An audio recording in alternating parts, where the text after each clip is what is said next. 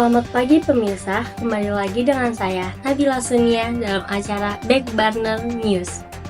Dimanapun kalian berada, kami akan menyediakan berita yang hangat, aktual, dan terpercaya untuk Anda.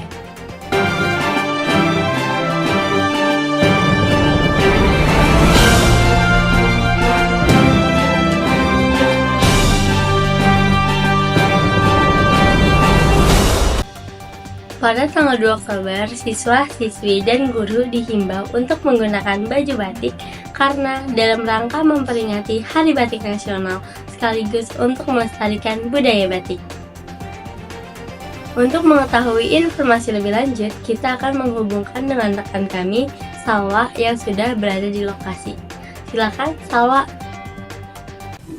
Terima kasih Nabila, saya kini berada di lokasi, lebih tepatnya di sekolah, di mana acara diperingati Hari Batik berlangsung.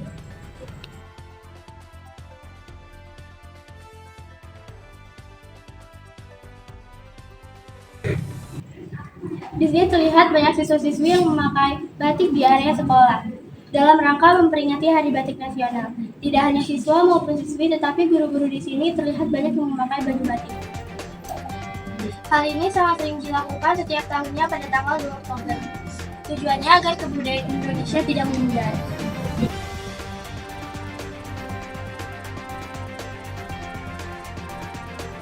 Oke, jadi di sini saya ingin mewawancarai siswa dan siswi yang ada di kelas kita ini. Halo Kak, boleh tahu ini siapa? Nama saya Amelia. Oke, Kak, aku ada pertanyaan dan jawab ya Kak. Iya. Apa pendapat Anda tentang diperingatinya Hari Batik Nasional setiap tahun ini? Menurut saya, Hari Batik Nasional itu penting sebagai bentuk penghargaan bagi budaya Indonesia. Oke, baik Kak, terima kasih. Ya, Selanjutnya, Kakak siapa namanya? nama saya Karisma. Oke, untuk Kak Karisma, bagaimana pentingnya Anda memahami melestarikan budaya? Menurut saya pentingnya memahami melestarikan budaya itu untuk mengidentitaskan budaya Indonesia tersebut. Oke, baik Kak, terima kasih. Iya. Oke, selanjutnya saya ingin mewawancarai lagi. Dengan Kakak siapa? Julian, Oke, Kak, saya ada sedikit pertanyaan, tolong jawab ya. Bagaimana peran generasi muda dalam melestarikan batik? menurut saya peran generasi muda dalam melestarikan batik itu dapat dengan cara memakainya, mempromosikannya, dan serta menjaga budaya warisannya. Oke, cukup. Terima kasih ya Kak. Ya. Dengan memakai baju batik nasional, berharap dapat melestarikan budaya batik. Saya Salwa, kembali ke studio. Baik, terima kasih kepada Salwa. Semoga dengan diadakannya Hari Batik Nasional dapat digunakan untuk melestarikan budaya batik Indonesia.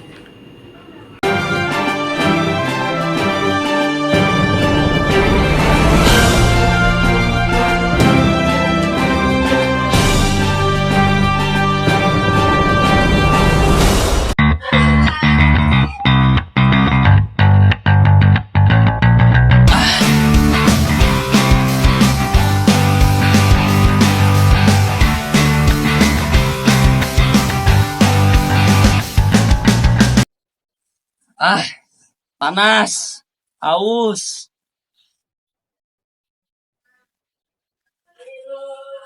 Minuman apa ini? Kayak menyegarkan. Gimana?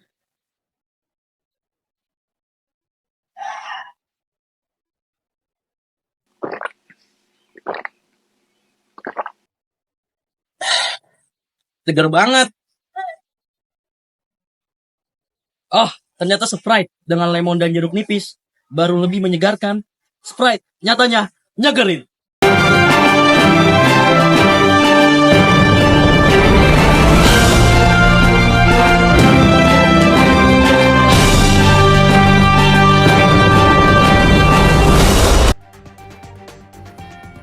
Kementerian Sosial menyalurkan bantuan sosial kepada warga yang membutuhkan.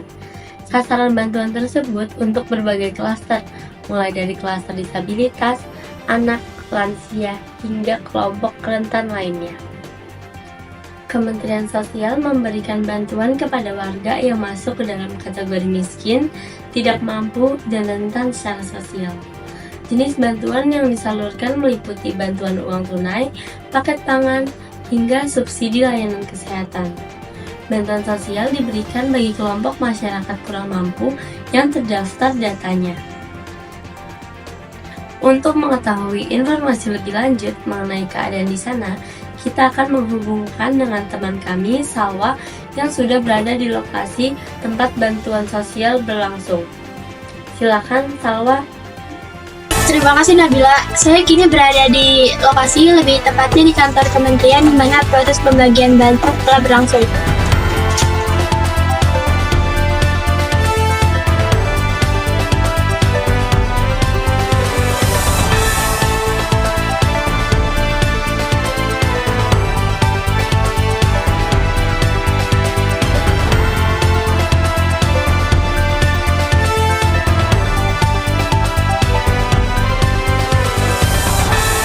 Dengan adanya bansos ini, berharap bisa mencukupi kebutuhan masyarakat. Di sini saya bersama salah satu penerima bansos. Dengan Bapak siapa? Bapak Asep. Bapak izin bertanya ya, apa yang Bapak rasakan ketika menerima bantuan sosial? Yang saya rasakan setelah menerima bantuan sosial itu, saya merasa senang, apalagi bisa membantu kehidupan sehari-hari saya, dan saya tidak perlu mengeluarkan duit yang banyak gitu. Jadi diri saya hemat. Oke, baik. Terima kasih ya Pak. Iya, siap. Baik, di sini saya bersama dengan salah satu penerima bansos. Dengan Ibu siapa? Baik, Ibu Evi, saya izin bertanya. Apa harapan Anda terhadap program bantuan sosial ini? Harapan saya terhadap bantuan sosial ini semoga bisa menjadi lebih baik dan kedepannya bisa membantu warga-warga lain untuk memiliki rasanya. Baik, terima kasih Bu Evi.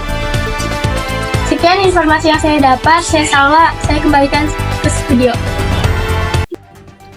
Baik, terima kasih kepada Salwa. Semoga dengan diadakannya bantuan sosial ini bisa mengurangi beban warga. Sekian dari saya, terima kasih.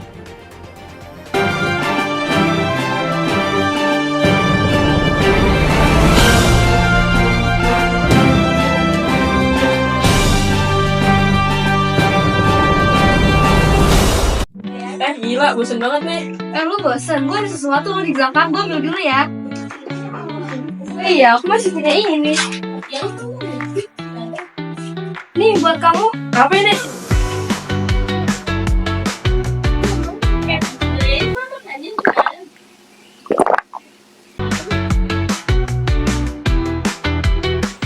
Lagi pada ngapain nih? Sini masuk. Nih masuk. Ya.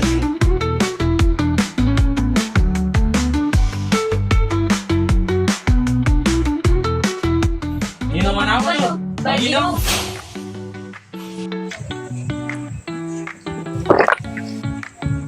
Segar banget.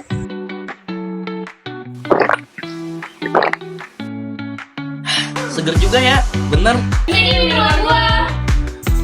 Emang itu minuman apa? Ini tuh minuman fruity. Oh, fruity. Fruity yang ngeblend sensasinya. Selamat siang pemirsa, kembali lagi dengan saya, Nabila Sunia, dalam acara Back Burner News. Pada pemilu 2024 lalu, kami melihat partisipasi yang luar biasa dari pemilih muda. Komisi Pemilihan Umum Republik Indonesia menetap sebanyak 204 juta penduduk sebagai daftar pemilih tetap.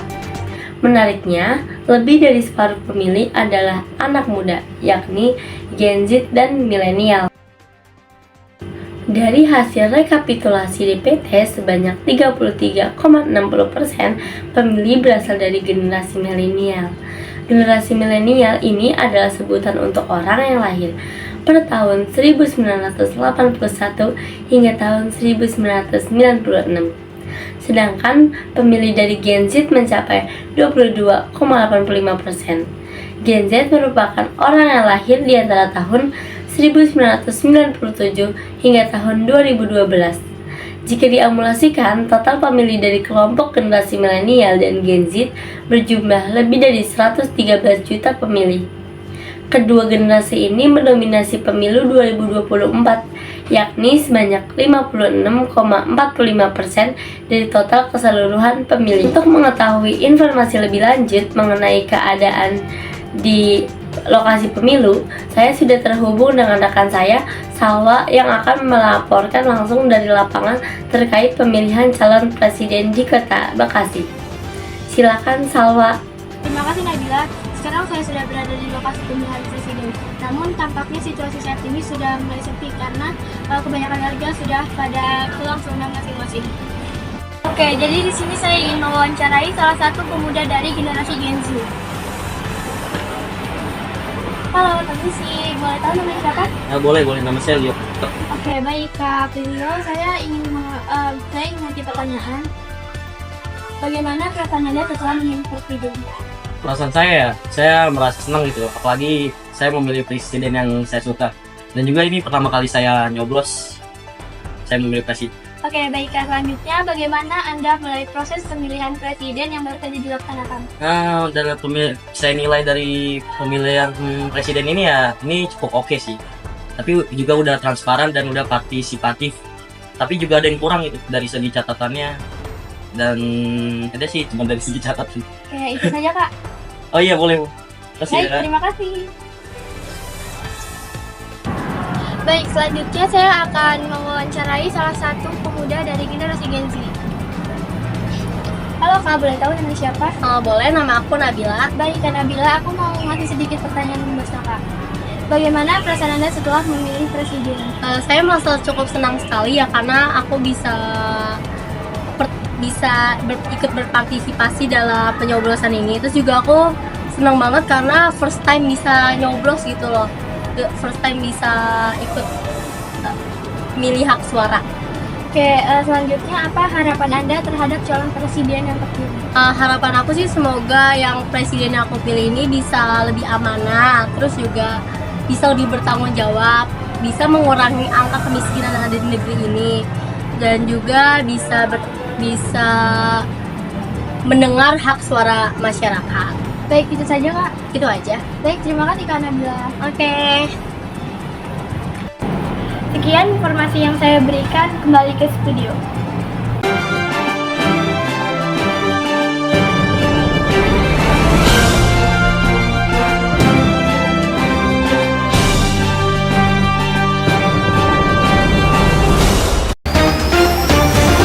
Tim bulu tangkis tunggal putra berhasil menambah medali emas pada pertandingan SEA Games 2019 untuk Indonesia. Tampil di final melawan Malaysia, Indonesia berhasil mengunci kemenangan 3-1. Aprilio menjadi andalan Indonesia di babak pertama berhadapan dengan pemain Malaysia peringkat 14 dunia, Lee Zaya. Aprilio relatif tidak merasa kesulitan menjalankan pertandingan dengan skor akhir 2-1-9 dan 2-1-17. Kemenangan ini merupakan hasil dari latihan keras dan strategi tim yang efektif. Dengan tambahan medali emas ini, Indonesia semakin memperkokoh posisinya di klasemen medali SEA Games 2019. Aprilio menunjukkan permainan yang impresif dengan teknik smash dan net yang akurat. Ia juga mampu mengantisipasi serangan lawan dengan baik, sehingga tidak memberikan kesempatan bagi Lee Zaya untuk membalikkan keadaan. Kemenangan ini tentu sangat berarti bagi tim bulu tangkis Indonesia dan diharapkan dapat menjadi motivasi untuk terus berprestasi di masa depan. Untuk mengetahui informasi lebih lanjut, kita sudah terhubung dengan teman kami, Salwa, yang sudah berada di lokasi tempat pertandingan berlangsung. Silakan Salwa. Selamat kepada tim bulu tangkis Indonesia atas prestasinya. Kami akan selalu memantau perkembangan SEA Games 2019 dan memberikan informasi terbaru kepada Anda. Dengan kemenangan ini, Indonesia semakin menunjukkan dominasinya di dunia bulu tangkis. Di sini saya sedang bersama Aprilio. Baik, Aprilio, bagaimana perasaan Anda setelah memenangkan medali emas dan 2019? Ya, setelah saya menangkan medali emas di SEA Games 2019 ini, saya merasa senang banget. Apalagi saya bisa mengharumkan negara Indonesia ini, dan saya juga merasa happy.